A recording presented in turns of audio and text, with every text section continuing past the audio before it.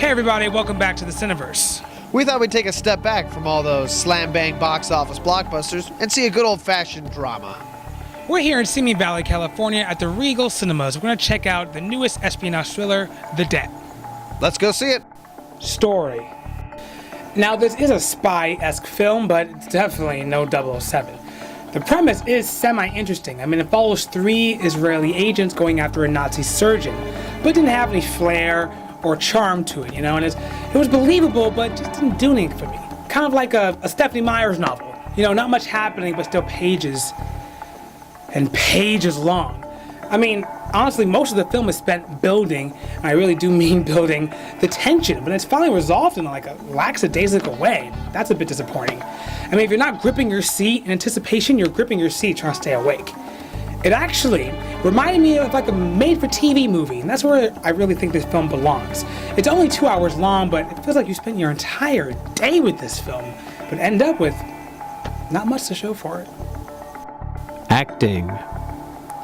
Alright guys, let me be the first to say that pretty much all the performances in this movie were fantastic. Both the young and old versions of our characters felt real. You felt their distress, you felt their anger, but this was by far easily the best part of the movie. Even Sam Worthington, who I've always felt to be a bit of a wooden performer, shined. The best, however, was Jesper Christensen, who you may all remember from Casino Royale. He played the evil surgeon of Birkenau, and he just brought that monster to life, really chilling. My other accolade goes out to Martin Sakis, a very underappreciated actor in my opinion.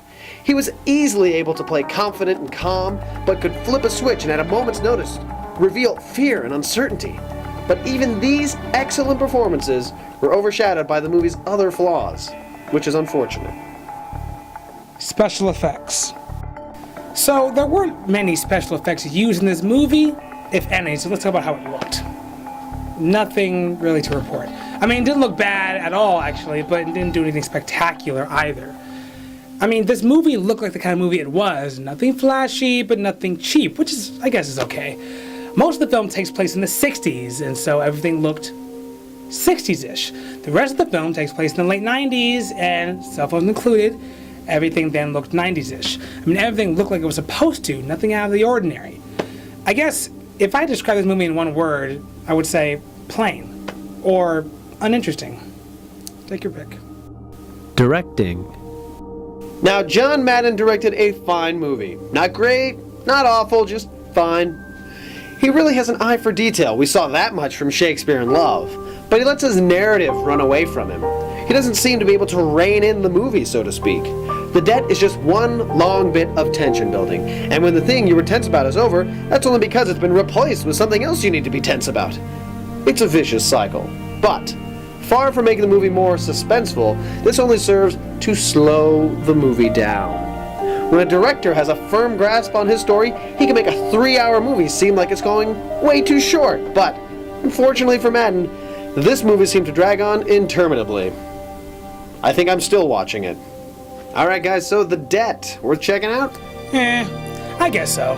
I mean, not in theaters, but you can watch it. Yeah, I mean, it was a cool spy movie, but nothing explodes, so you can check this one out at home. Well guys, that wraps up this episode of the Cineverse. For the full review, please check out our website. Don't forget, questions, comments, concerns, email, always open. And join us for our upcoming episode where we discuss the new thriller, Straw Dogs. So until next time, guys. See you at the theater.